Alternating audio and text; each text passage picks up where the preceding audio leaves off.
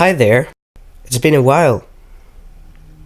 I'm gonna talk about this channel being dead at the end of this video. Anyways, today we're gonna take a look at 4 tips to make your piano sound realistic. Yeah, it's not necessarily free piano plugins, but you know, some paid plugins do by themselves some of the things I'm gonna list here. But don't worry, it's not clickbait. Personally, I'll be using qwaston Classic, which is free, and also one of the stock pianos in FL Studio, which I think you can even get with a demo version. You're not supposed to use the exact same plugins as I do, however, it's highly recommended for you to use the cleanest samples you can get, because it will already make the difference.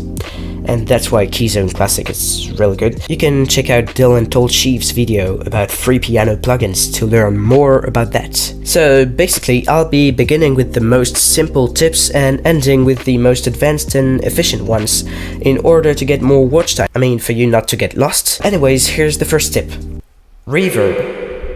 Since a piano is usually being played in a concert hall or that kind of stuff, the surroundings create some reverberation. Putting reverb will also help hide some imperfections in the sound and make the notes blend more into each other. Of course, don't put too much of that, especially before a compressor or a limiter. Okay, so here's some basic chord progression. So there's actually a built-in reverb knob in qwaston Classic that you can use. In fact, I really want to see what I'm doing, so I'll be using reverb 2. And now here's the results with reverb.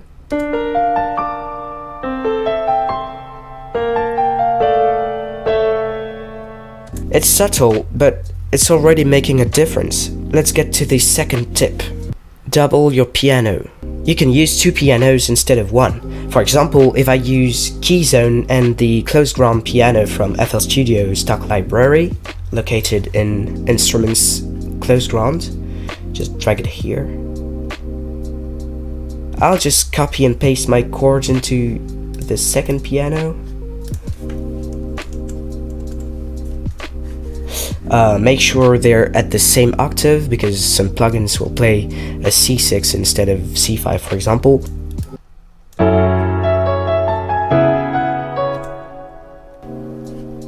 Just decrease the reverb a little bit.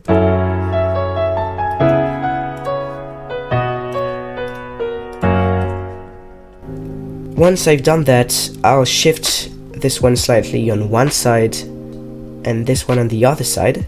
And this will make my piano wider. In fact, because the pianos don't have the same exact tone, the same timbre, it will add richness to their sound. And it always makes it more detailed and interesting to listen to. So, here's a chord progression.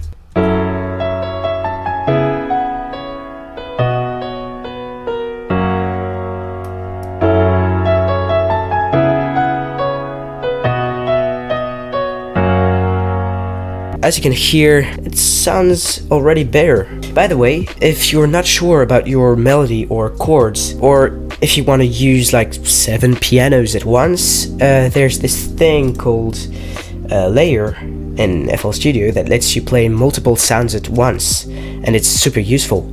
So you simply add one, then select the 2 pianos by holding Shift, and click on Set Children, and you're done. Now I just have to remove the melody and put it in the layer, and that works. And for example, if I want to move this here, it will affect both the pianos, which is really cool, I think.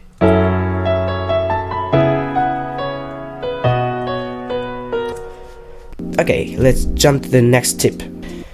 Variation and imperfections. Now, this is the key part of this video. To make a piano sound realistic, you have to make it sound like it's being played by a real person. You have to add some variation to the velocity of the sound, which is basically the strength of the note being played, and the time when your note starts. In FL Studio, the keyboard shortcuts are Alt mouse wheel and Shift mouse wheel, while hovering the mouse over the note you want to edit, and being on pencil mode. Hold Alt and you can basically change the velocity of the sound.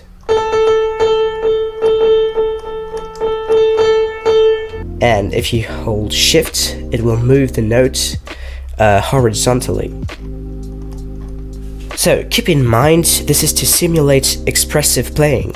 This means you have to ask yourself, how would a pianist play my chords? Certainly not like this. It depends a lot on the genre and the purpose of this piano layer, but usually it's about adding some slight randomness to the time your notes are being played, and I did say slight because your pianist isn't a beginner, but it's still a human, not a robot.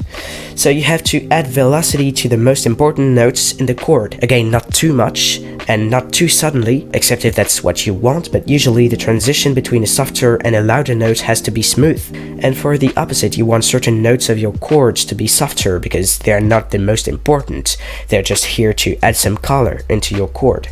Oh, and last thing, it's not forbidden to add some arpeggios here and there, especially when your piano is almost a soloist.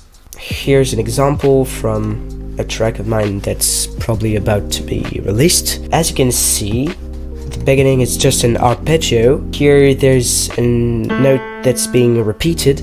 It's a bit louder than the other notes because it's more important. Here it's the melody that's more important, so that's why it's louder.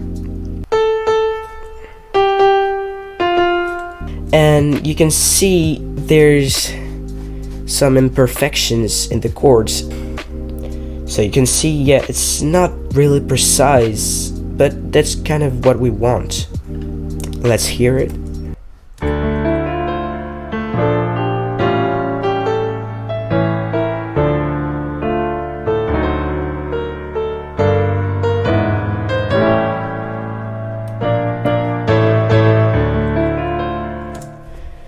And last tip, playable octaves. Pianists tend to play a lot of notes at the same time, and that's because of the octaves. An octave is the distance between two notes that have the same name but that are not at the same height. For example, C4 and C5. C4, C5. They sound the same, but they're not on the same octave. When you want to have a note that's stronger than the others, usually the bass note, you can double it an octave lower. But please, and that's why I put playable in the name of this tip, don't double everything everywhere, because it will just sound and feel like a mess. There are actually proper ways to double a melody or chords, but in most cases, it's not by copying and pasting an octave higher or lower. In general, make sure what you write is playable, by an experimented player if necessary, but yeah, it has to be playable. This means not putting 10 chords per second with 15 notes in each, for example. As you can see, the bass note is always repeated at the third and the fourth octave. Or here it's the second and the third actually, but yeah. As you can see, there's some velocity variation here, but not too much, and there's not a lot of cases where they're louder than the melody.